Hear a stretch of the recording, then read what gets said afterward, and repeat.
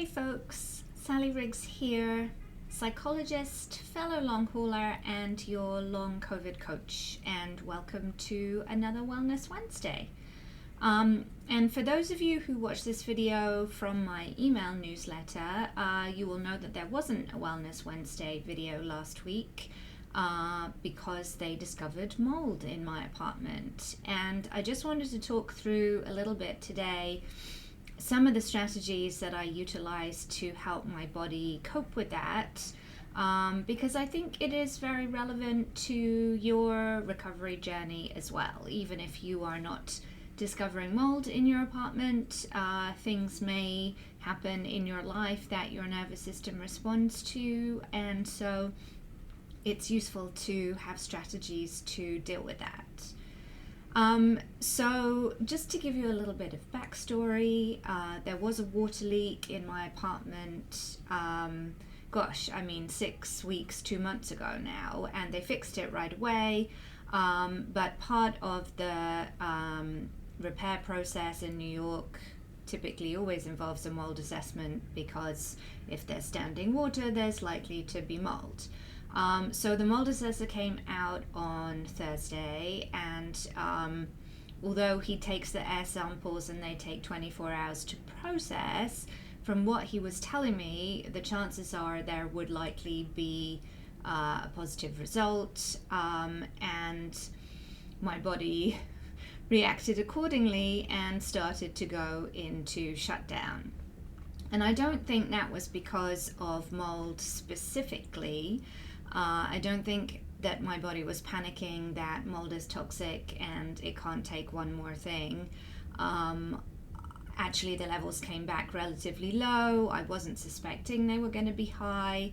I've not been symptomatic at all. So yes, the mold does need to be mitigated, but not in a panic or etc., etc. But what my body seemed to be reacting to was the mitigation plan, which essentially involves me moving out of my apartment for at least a month, putting everything I own in storage, and then living from a hotel room. And given that I work from home and basically spend 95% of my time in this apartment as somebody who has long COVID, that was a little bit destabilizing. And I think part of the issue is, what about my meds? What about this? What about the other? If I can't access things that I need, that's going to be scary. I rely a lot on food deliveries, Amazon delivery, pharmacy delivery. None of those things you can really do at a hotel. So a little bit scary. So my body definitely went into shutdown, and I could feel the heaviness and that chronic fatigue coming over me on Thursday evening, and it really continued through most of the weekend. And what I did, which you have heard me talk about before on Wellness Wednesday, is lean into it.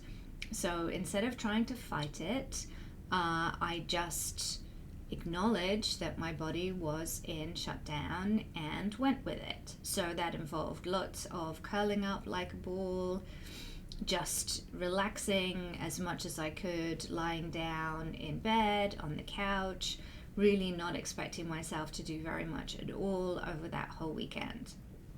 On Saturday, a lot of emotion came up. I was very tearful. I allowed my body to process that and move the tears, etc. through, and really I just spent the whole weekend paying attention to my body and letting it do what it needed to do. And ultimately, by Sunday night, I was feeling a little bit more energetic. I think the freeze response had probably moved through my body and the energy was starting to come back, which allowed me the strength then to spend most of last week on the phone to contractors, insurance companies, the building, negotiating a plan for the mitigation that will allow my nervous system to feel as safe as it can. And that's still an ongoing process that we're trying to figure out. But ultimately what I have been doing is putting my nervous system first and asking my body what it needs. Interestingly, In the middle of that process, paying attention to my body, asking what it needs, leaning into the freeze response. I was also dealing with some nausea again, and you may have heard me talk about this on and off over the last few months. I've really been dealing with nausea every morning, and sometimes that's been coming on later in the afternoon, and I think we finally figured out what it was. Supplements. My primary care physician had mentioned to me when I last spoke to her that she thought that might actually be the issue.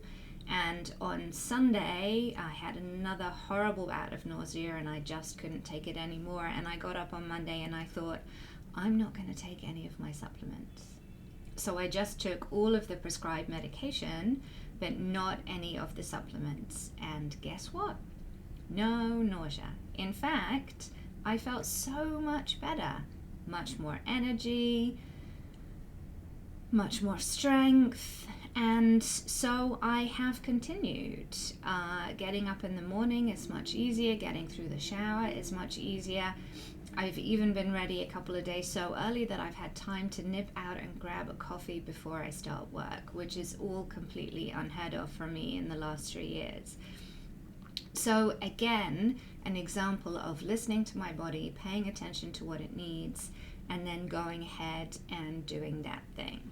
So what I want to invite you to reflect on this week, you may not be dealing with mold, you may not be dealing with nausea from supplements, but what is your body trying to tell you? Chances are something in your treatment plan or your recovery isn't quite exactly what your body is looking for, and you may still be experiencing symptoms, you may still be experiencing a lot of symptoms.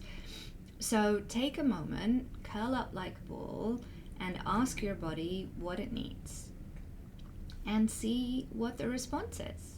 Be curious, pay attention, be thoughtful, and see what occurs to you, and go ahead and do that thing. We have a workshop coming up this week on Thursday. Whatever time you're seeing this video, there probably still is time to sign up, so the sign up link is down below. And if your body is telling you that maybe you need some more support in your long COVID recovery journey, why not book a call with me just to talk about that a little bit more, what that might look like. You can work with me for coaching, you can work with me for the Safe and Sound protocol, you can work with me for both. The link to book a call is below, and discovery calls are free. So maybe if that's what your body is crying out for this week, take a moment and schedule something, and we can see where you are and how I can be of assistance. I hope you have a tolerable week. I will see you again on Wellness Wednesday. Take care.